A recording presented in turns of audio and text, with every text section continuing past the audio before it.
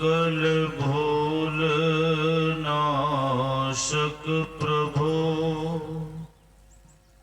सतगुरु परम कृपाल।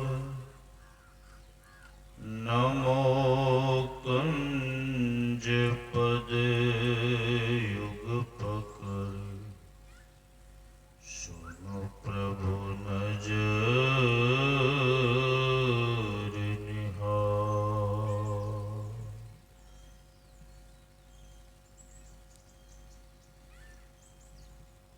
हम लोग प्रेम के साथ बुलंद आवाज में परमाराध्य सदगुरु महाराज की जय जयकार करें, ताकि हम सबों का अंतःकरण पवित्र हो जाए और वातावरण बिल्कुल शांत हो जाए। बोलिए श्री सदगुरु महाराज की। कुछ कसर रह गया, एक बार और। श्री सदगुरु महाराज की जय।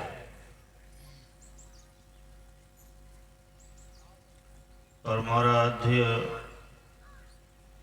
सदगुरु महाराज के परम पावन श्री चरणों में अनंत बार नमन। मंचासीन पूज्य बाबा के श्री चरणों में कोटि कोटि नमन। मंचासीन संत मत के वरिष्ठ महात्मा ज्ञान वृद्ध पूज्य स्वामी श्री शिवनाथ बाबा के भी श्री चरणों में नमन है। मुद मंगल में साधु समाज, सत्संग प्रेमी महान भाव माताओं एवं बहनों,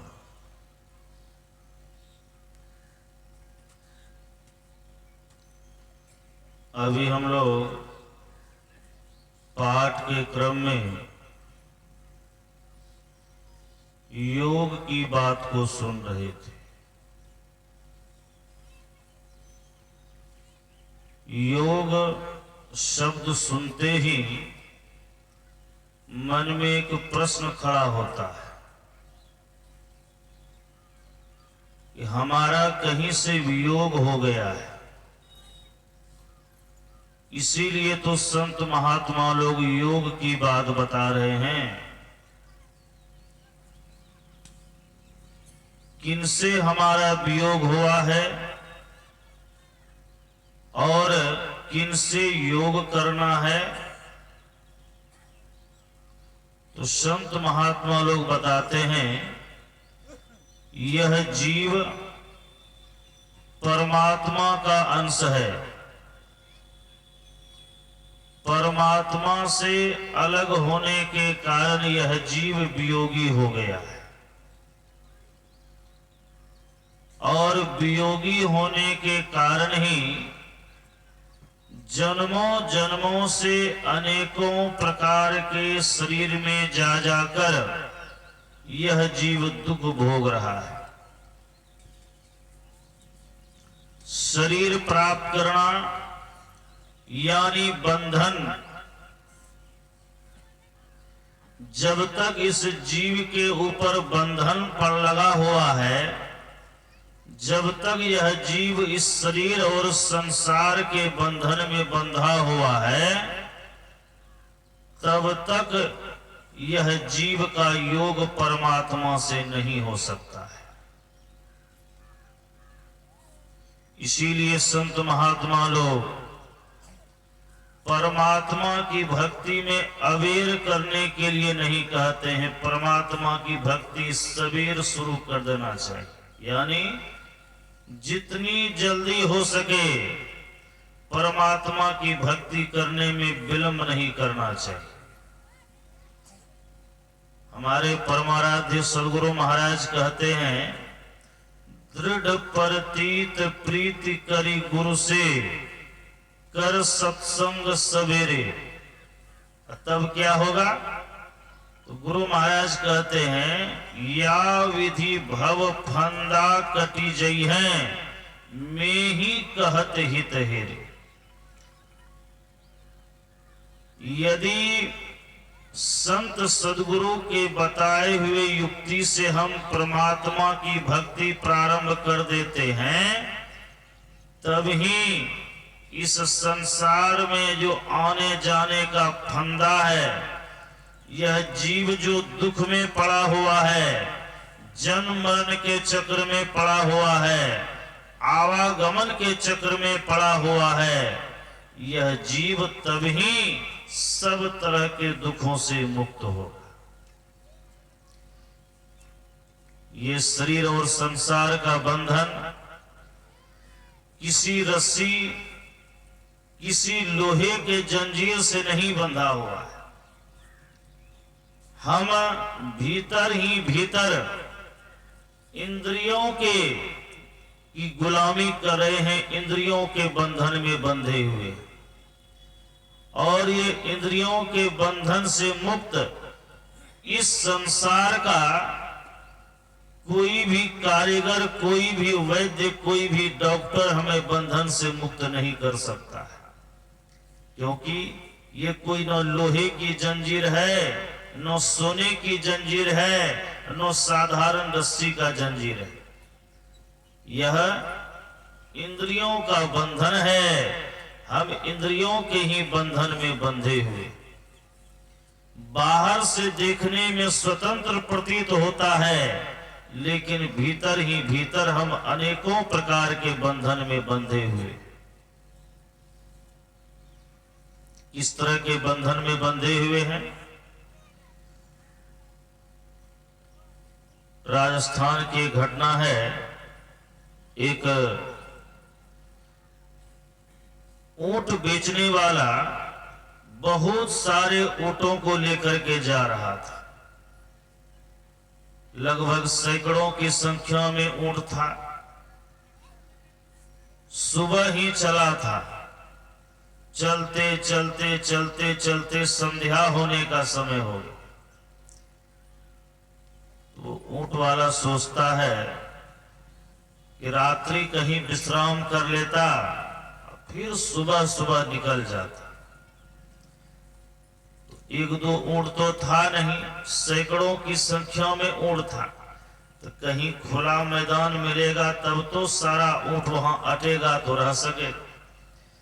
यही सोचते हुए जगह का निरीक्षण करते हुए जा रहा था। जगह मिल गया। एक गांव के बाहर में एक बड़ा सा मैदान था। जगह अनुकूल देख करके सब ऊंटों को वहां खड़ा कर दिया और झोले से रस्सी निकालते गया। खूंटा गाड़ करके रस्सी ऊंट के गले में बांध करके खूंटे से बांध कर पीठ थपथपाते गया। ऊंट एक तरफ से बैठता चला गया। रस्सी बांधते बांधते क्या हुआ, अंत में एक खूंटा और एक रस्सी घट गए। अब जिस ऊंट के गले में रस्सी नहीं बंधी, वह ऊंट बैठ ही नहीं रहा था। ऊंट वाले को लगा यदि बिना बांधे छोड़ दिया तो कहीं ऊंट भाग जाएगा। बिना रस्सी बांधे तो ये बंधन में नहीं बंधेगा, बैठेगा नहीं। कहां से रस्सी लाओ? कुछ सोच विचार करके वह चला गया गांव में। अब पता लगाया यहाँ कोई है ऐसे सज्जन व्यक्ति जो हमें थोड़ी मदद कर सके। तो पता चल गया एक उस गांव में जमींदार बाबू थे, बड़े ही उदार हृदय के धनी थे।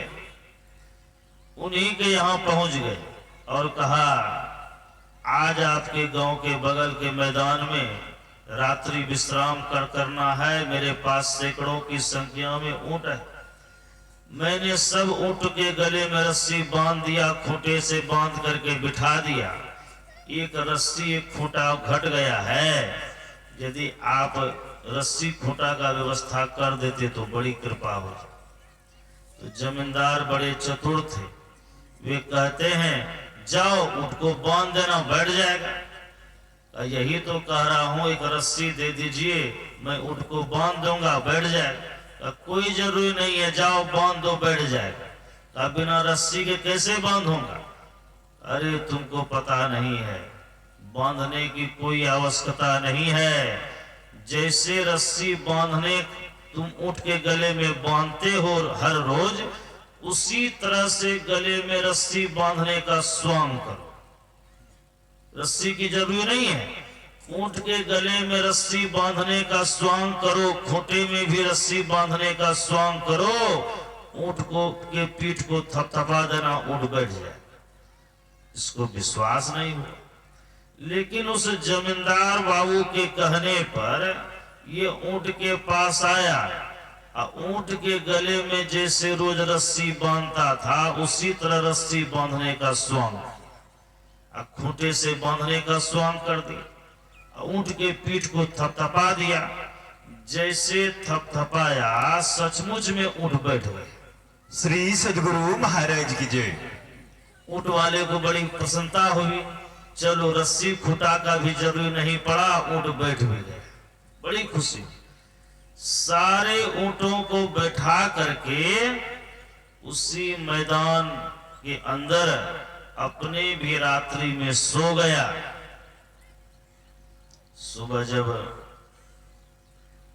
3-4 बजे के आसपास सोचता है, सुबह सुबह यदि अभी निकल जाऊं तो रास्ता भी कट जाएगा और धूप का भी अमल नहीं होगा, क्योंकि राजस्थान के तरफ बड़ी तीव्र धूप होती है, क्योंकि हर तरफ बालू ही बालू दिखाई पड़ता है। तो जाने का जो विचार आया, एक एक ऊँट के गले से रस्सी खोलता चला गया। जैसे ऊँट के गले से रस्सी खोलता चला गया, ऊँट उठ करके खड़ा होता चला गया। एक एक करके सारे ऊँट के गले से रस्सी खोल दिया। जितने ऊँट के गले से रस्सी खोला, सब ऊँट उठ करके खड़ा हो गया। और वही अंत में क्या हुआ, जिस ऊँट के गले में रस्सी बंधी हुई थी ही नहीं, अब उस ऊँट को कितना हो वो ऊँट वाला कहे उठकर खड़ा होने के लिए, वो उठकर खड़ा होता ही नहीं। ऊँट वाला सोचता है कि जमींदार मेरे ऊँट पर क्या जादू टोना कर दिया, बैठ तो गया, उठ नहीं रहा। बहुत प्रयास किया, नहीं उठा। सोचा फिर जाना पड़ेगा। दौड़ते हुए गया जमींदार के यहाँ और कहता है, जमींदार बाबू, आपने मेरे ऊँट पर क्या जादू टोना कर दिया, मेरा ऊँट उठ करके खड़ा नहीं हो रहा है। चिंता काहे करते हो, जाओ खोल दो, उठ करके खड़ा हो जाएगा। जब उसको हम बांधे ही नहीं है तो खोलेंगे कैसे? मूर्ख कहेगा, जैसे बांधने का स्वांग किया था वैसे रस्सी खोलने का स्वांग करो, देखो उठ उठ करके खड़ा हो जाएगा। वह आया, जैसे बांधने का स्वांग किया था उसी तरह से रस्सी खोलने का स्वांग किया। ऊँट को लगा हम बंधन से मुक्त हो गए। ऊँट सही में उठ करके खड़ा हो। श्री सद्गुरु महाराज की जय। ऊँट उठ करके खड़ा हुआ। ऊँट वाला सारे ऊँट को लेकर के आगे बढ़ गया। ये तो एक कहानी है, लेकिन इस कहानी को कहने के पीछे जो सार है वो क्या है? ऊँट बंधा था कि नहीं बंधा था इस बात को छोड़ दीजिए, लेकिन संत महात्मा गण बताते हैं कि हम लोग इसी तरह से इस शरीर और संसार के बंधन में बंधे हुए।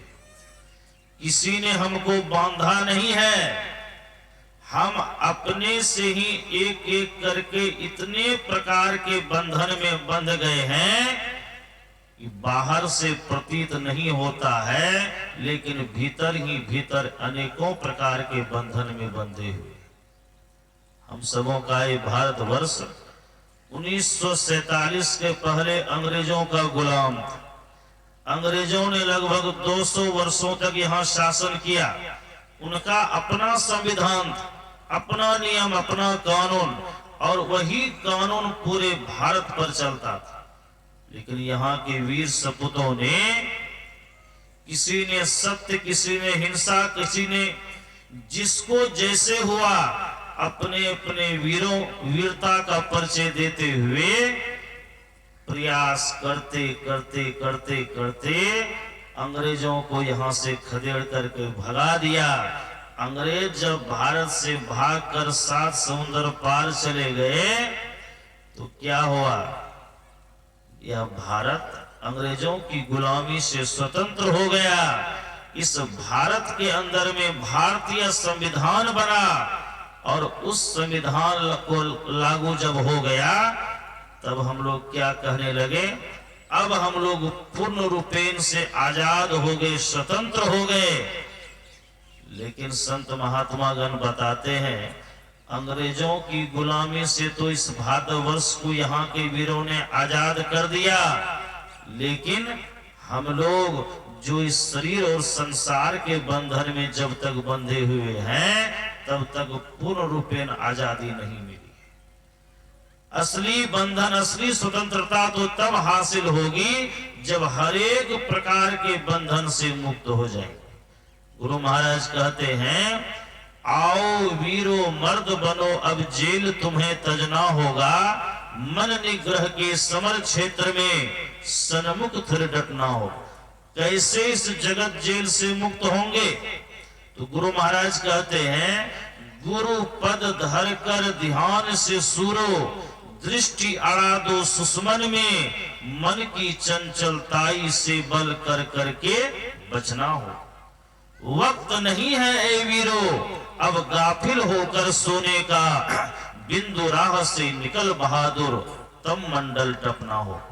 शब्द मंडल में सार शब्द ध्वनि गुरुगम होकर धर लेना, तब जगत जेल को इसी युक्ति से सुन में ही तजना होगा। आओ वीरो मर्द बनो, अब जेल तुम्हें तजना होगा, मन निग्रह के समर क्षेत्र में सन्मुख स्थिर डटना हो। जब तक शरीर और संसार के बंधन से मुक्त नहीं होंगे तब तक पूर्ण रूपेण आजादी नहीं मिल सकती। यह हम लोग जिस वातावरण में सुबह से शाम तक रहते हैं, होता क्या है, मन पर इसका प्रभाव पड़ने लगता है और जैसे वातावरण में रहते हैं हम आप जो होते हैं उसी माहौल में रहने के आदी हो जाते हैं। यदि माहौल अच्छा मिला, माहौल सज्जन परिवार का मिल गया, माहौल संत महात्माओं का मिल गया, तब तो इस जीवन का कल्याण है। कहीं कुसंग में हम आप पड़ गए तब इस जीवन का कल्याण होने वाला नहीं है, तब इस जीव की मुक्ति होना असंभव है। इसीलिए बहुत सुंदर अवसर मिला है, इस अवसर का हम लोग लाभ उठावें, तब हमारा जो यह जीव जन्मों जन्मों से वियोगी बन करके इस संसार में चक्कर लगा रहा है, परमात्मा की कृपा से हमारा वियोगीपना छूटेगा, परमात्मा से योग होगा। योग की दशा को ही मोक्ष कहते हैं, मुक्ति कहते हैं, छुटकारा कहते हैं। यही आप सबों की सेवा में कहा। बोलिए श्री सद्गुरु महाराज की जय।